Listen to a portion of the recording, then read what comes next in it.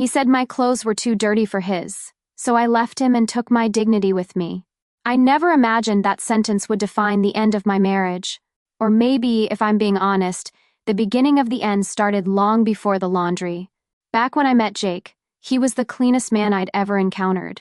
Not just physically, though his shirts were always perfectly pressed, and his shoes looked brand new even after rain. He was clean in the way he moved, spoke, even breathed.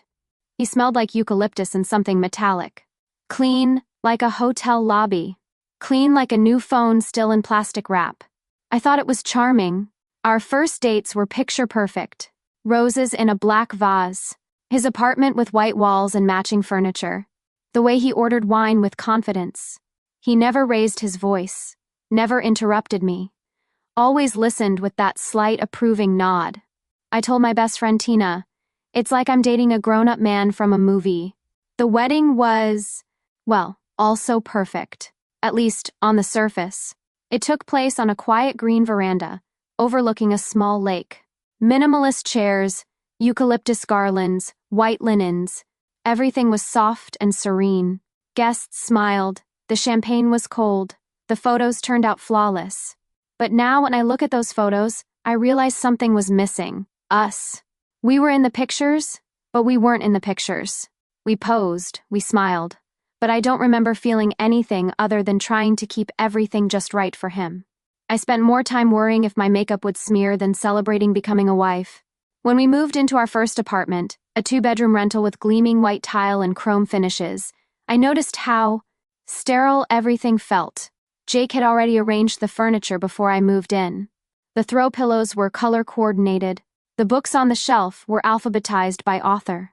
The fridge had clear plastic bins with handwritten labels, veggies, snacks, filtered water only. I brought over my favorite coffee mugs, a mismatched set I'd collected through the years. Jake looked at them and said, kindly but firmly, "We can put those in the second cabinet. The main ones for matching sets." I laughed. "Okay, Mr. Interior Designer." He smiled. "Just makes things easier to find." He did make coffee every morning, always in the same cup, always with oat milk, because he said dairy was too greasy. He'd hand me my mug and add, "Don't forget to rinse it right away. It stains if you leave it too long." At first I thought he was just meticulous, careful, someone who liked structure. But little by little I started to realize he wasn't just tidy. He was building a system, a rule book I hadn't agreed to but somehow had to follow. Like the filtered water situation, I once poured tap water into a green pitcher and left it in the fridge. He came home from work and looked genuinely disturbed. "Kelly, the blue pitcher is for filtered. The green one is for backup tap in case we lose power." I blinked. "Okay, but it's just water." He didn't raise his voice. He never did. Instead, he took the green pitcher, dumped it out, and said, "Let's just keep things consistent. It helps." That phrase, "it helps," would become his go-to for everything he imposed. Where the shoes went, how towels were folded, how long the bathroom fan should run after a shower, which side of the bed the charging cables went on, what kind of sponge was used for dishes, never the yellow ones, they're bacteria sponges, he said. It wasn't angry. It wasn't loud. But it was constant. A slow, quiet erosion of space, of choice, of me. And yet, I stayed. Because at that point I still thought maybe this is just being married. Maybe this is compromise. Maybe I just have to be cleaner. I hadn't yet learned that there's a difference between being clean and being erased. It started with a load of whites. I was humming, barefoot in the laundry room, folding a clean towel while the machine hummed behind me. The room was as sterile as the rest of the apartment. White walls, white shelves, white washer and dryer. Even the detergent sat neatly in a labeled bin, Jake's laundry supplies. I'd tossed in some of my t-shirts and a few of Jake's undershirts. It didn't seem like a big deal. We were married. People mixed laundry all the time. It felt domestic, sweet. Then I heard the bathroom door open behind me. "Wait." Jake's voice cut through the quiet hum. "You didn't mix our clothes, did you?" I turned, still smiling. "Yeah, why not?" He paused mid-step. His face did this thing it always did when he was trying not to look upset.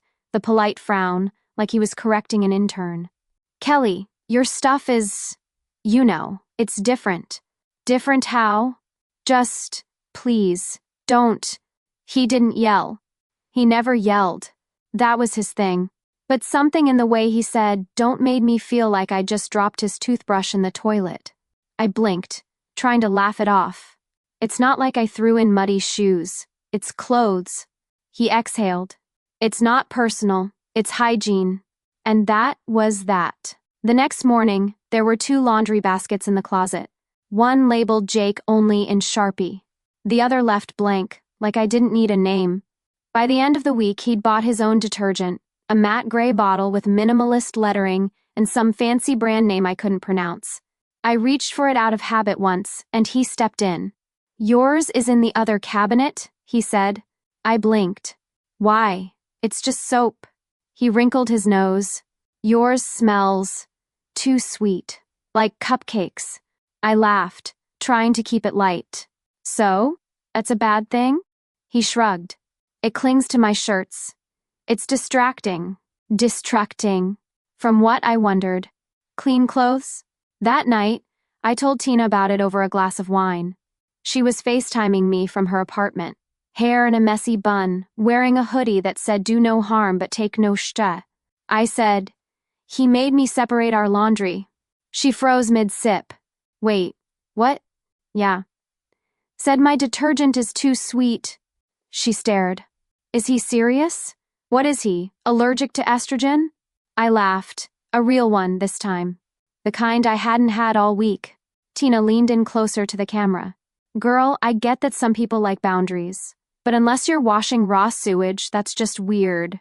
Right? I whispered, glancing toward the hallway like he might hear me through the Wi-Fi. It's laundry, not a biohazard, she added. I shrugged. He says it's not personal, just hygiene. She rolled her eyes so hard I thought they might get stuck. Classic gaslight. Make you feel dirty for existing. I opened my mouth to argue, but nothing came out, because deep down I was starting to wonder, was that what he was doing? Was I dirty? Or was he just trying to make me feel like I was? There wasn't a single picture in the living room, not one photo of us smiling at the beach, or a goofy candid from our honeymoon, or even that cute one Tina took of us eating waffles in matching pajamas. Jake said clutter made it hard to think clearly. Visual noise, he called it. So our living room was pristine, beige couch, angular shelves, a coffee table that could have been in a showroom. Everything had its place, and heaven forbid something wasn't in it. Shoes go parallel, Kelly, he said one evening as I kicked mine off by the door. Toes pointed to the wall. I paused. What? He was already adjusting them. It just keeps the space clean. It's logical. I stared at him, a little amused. I didn't realize there was a logic to shoes. There's logic to everything, and that's how it started. The rules. There was a right way to load the dishwasher. Utensils all facing down except forks. Those should face up. A correct method for folding towels. Trifold, not bifold, more compact. Even the soap had to be placed label facing out. You're not folding towels right, he said one Saturday, redoing the stack I'd just folded. I smiled, trying to make it a joke. Oh no. Towel police. He didn't laugh. It's just better this way. He said it like a fact, like gravity. Then came the food suggestions. Not rules, of course, just thoughts. Too many carbs can affect your mood, he said, watching me eat a sandwich. Maybe skip dessert. You said you wanted to feel lighter, right? That brand of yogurt? It's all sugar. Might as well eat frosting. I started second-guessing everything I reached for in the fridge. Then books. I bought a new novel by one of my favorite authors, a cozy feel, good read, with a predictable ending, yes, but comforting. He glanced at the cover and smirked. That kind of stuff is like fast food for your brain. I felt my ears burn. What's wrong with fast food? Sometimes it hits the spot. He didn't answer. Just smiled like he knew something I didn't. Later, when I curled up on the couch with my blanket and turned on my favorite show, a cheesy drama I'd followed since college, he walked by and said, "That's just dumb TV for bored wives." I said nothing, but I turned the volume down. It was strange he never yelled, never called me names. never raised a hand or even his voice. But I began to feel like everything I did was slightly wrong. Every choice, from the soap I bought to the music I played while cooking, was just a little off. A little embarrassing. A little less than his way. And when I told Tina, over lattes at our usual cafe, she didn't laugh. She leaned forward, voice low. "Babe, that's not normal. I mean, it's not like he's mean," I said, staring into my phone. "He just likes things a certain way." She arched a brow. "And what way is that?" I looked up. His. It happened on a Tuesday. Nothing dramatic. No storm outside, no raised voices, no broken dishes. Just a sock. One of mine, pink, a little worn, soft from too many washes, accidentally ended up in Jake's laundry basket. I didn't even realize it until I heard the washing machine running and saw him standing in front of it, arms crossed, jaw tight. I froze. "What?" I asked, gently. He didn't look at me, just stared into the tumbling clothes like he was watching a crime scene unfold. "You put your sock in with mine," he said. I blinked. "Oh, sorry, I didn't notice." He shut the machine off mid-cycle. The sound of silence after the spin stopped was deafening. He turned to me, eyes blank. That was a complete violation of boundaries. I opened my mouth, closed it. "Jake, it was a sock." "It's not about the sock," he snapped, voice still calm. Too calm. "It's what it means." "What does it mean?" I said, laughing a little to diffuse the tension. "Big mistake." He exhaled slowly, like I was testing his patience. "Your clothes are just not as clean, Kelly. I've asked you before. I need you to respect that." And there it was. "Not your sock isn't clean. Not your laundry isn't clean. You're not clean." I stood there, frozen, a tide of something rising inside me. Not sadness, not confusion this time. Something warmer, sharper, anger. He's calling my body dirty, I thought. He doesn't have the courage to say it directly, but that's what this is. He didn't have the guts to insult me honestly, so he wrapped it in hygiene, in rules, in fabric softener. Coward. Later that night, lying in bed beside him scrolling through his phone, me staring at the ceiling, I couldn't let it go. My sock was a threat. How did we get here? It used to be him bringing me my favorite tea and telling me I smelled like summer. Now he needed to decontaminate himself from me.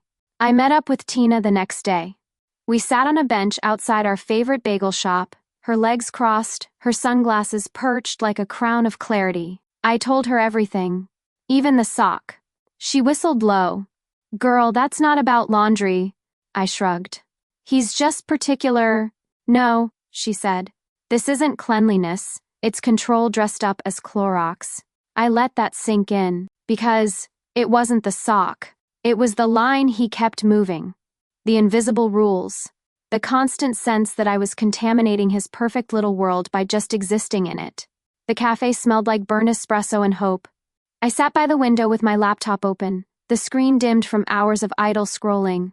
Outside, couples laughed over lattes, a dog barked at a pigeon, and life went on. Inside me, something cracked. I had Googled it. Signs of emotional abuse.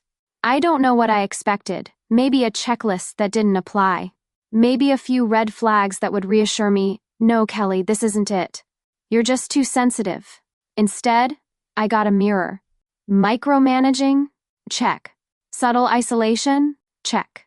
Devaluing your thoughts, feelings, preferences? Check, check, and check. It was all there. The separate laundry. The "don't wear those shoes, they look cheap." The eye roll when I said I liked Taylor Swift. The way he called me dramatic when I cried at movies.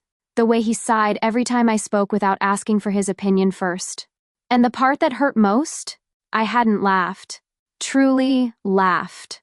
In months, I stared at the list on my screen until the words blurred. And I did something I hadn't done in a long time. I closed the laptop. I didn't text him. I didn't apologize.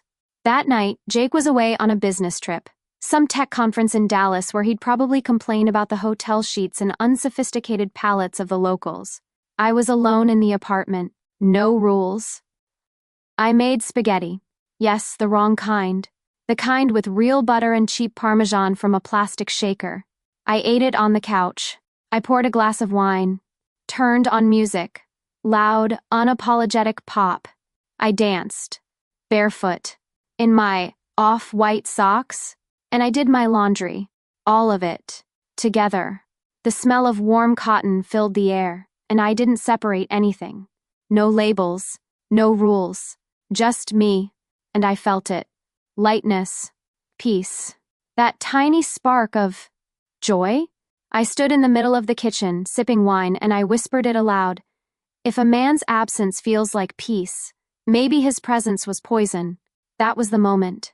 Not loud, not cinematic, just clear. Something had to change. The first light of dawn was pale and soft through the blinds, like the world was still holding its breath. I was already up.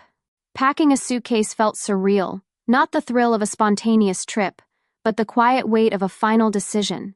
Clothes folded carefully, just the essentials. No room for doubts. Jake was still asleep.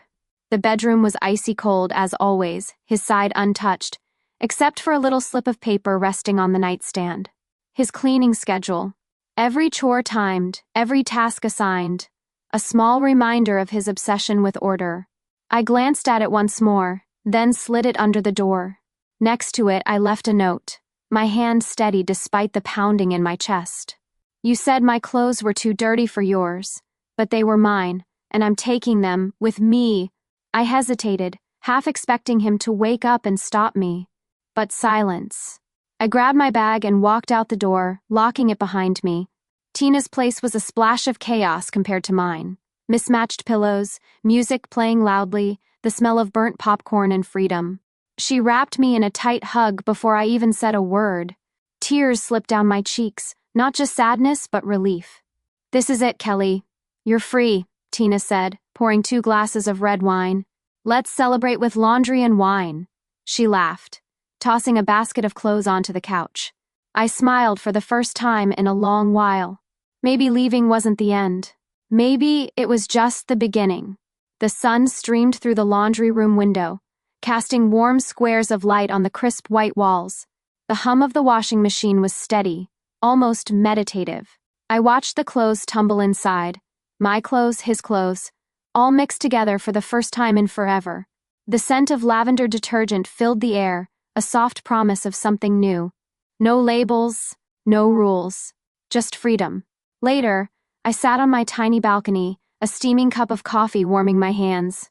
The city buzzed softly below, but up here it was peaceful. I looked down at the shirt I'd just folded, then out at the horizon. For the first time in a long time, I smiled, genuinely. My clothes aren't dirty, I whispered to myself. They're mine. My life, my rules. The words came full circle, but now they carried power. He said my clothes was too dirty for his, so I left him and took my dignity with me, and that was just the beginning.